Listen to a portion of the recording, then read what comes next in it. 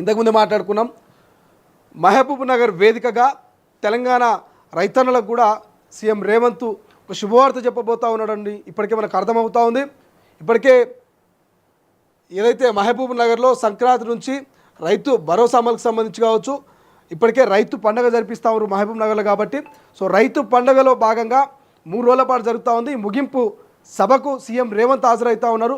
So 4,000 pension కావచ్చు, 2 లక్షల రూపాయల రుణమాఫీ కావచ్చు, 7,500 రూపాయల రైతు భరోసా కావచ్చు, ఇట్లా చెప్పుకుంటూ పోతే చాలా అంశాల గురించి వాళ్ళ రేవంత్ ప్రకటించే అవకాశం ఉందంటూ ఇప్పటికే క్లియర్గా అందరికీ అర్థమవుతుంది.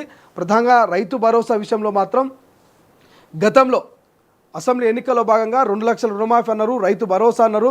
అదేవిధంగా సన్నకారు చిన్నకారు రైతులకు సంబంధించి అటు వ్యవసాయ కూలీలను ఆదుకుంటామన్నారు, సో కౌలు రైతులను ఆదుకుంటామన్నారు. కాబట్టి ఆ హామీల్ని ఒక్కొక్కటిగా నెరవేరుస్తూ వస్తూ ఉన్నారు.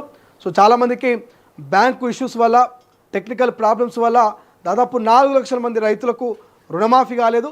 వారి ఖాతాలో దాదాపు 2,800 నుంచి 3,000 కోట్ల రూపాయలు వాళ్ళ ఖాతాలో వేసేందుకు రేవంత్ సర్కార్ సిద్ధమవుతోంది. సో రైతు భరోసాను కూడా మరి ఈరోజు వేదిక మీద ఖచ్చితంగా డిసెంబర్ 9 నుంచి అసెంబ్లీ సమావేశాలు ఉన్నాయి. క్యాబినెట్ సబ్ కమిటీ ఒక నివేదిక ఇస్తే అసెంబ్లీలో దాని మీద డిస్కషన్ చేసి ఎవరికి ఇవ్వాలి, ఎవరికి ఇవ్వద్దు, ఎన్ని ఎకరాలకు ఇవ్వాలి, ఎన్ని ఎకరాలకు ఇవ్వద్దు, ఎంత మేర ఇవ్వాలన్నటువంటి ఒక మార్జిన్ని క్రియేట్ చేసి ఖచ్చితంగా దాని మీద కూడా ఒక అనౌన్స్మెంట్ వచ్చే అవకాశం ఉంది.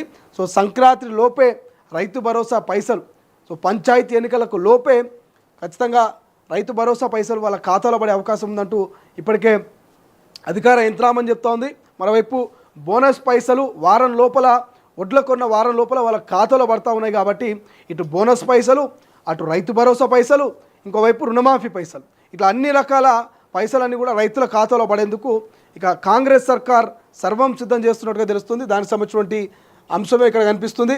మరోవైపు డిసెంబర్ 9న రాష్ట్ర సచివాలయంలో తెలంగాణ తల్లి విగ్రహాన్ని పెట్టబోతున్నారు. సో దానికి సంబంధించి పెద్దామరిపేటలో రూపుదిద్దుకుంటూ ఉంది. 10 టన్నుల ఇత్తడితో 17 అడుగుల ఎత్తులో ఇక తెలంగాణ తల్లి రూపాన్ని అయితే శిల్పము రూపుదిద్దుకుంటూ ఉంది. కాబట్టి సో 9న తెలంగాణ తల్లి విగ్రహాన్ని ఆవిష్కరించబోతున్నారు. దానికి సంబంధించినటువంటి అంశం మనకు కనిపిస్తూ ఉంది. సో ఏడాదిలో వ్యవసాయ ప్రగతిని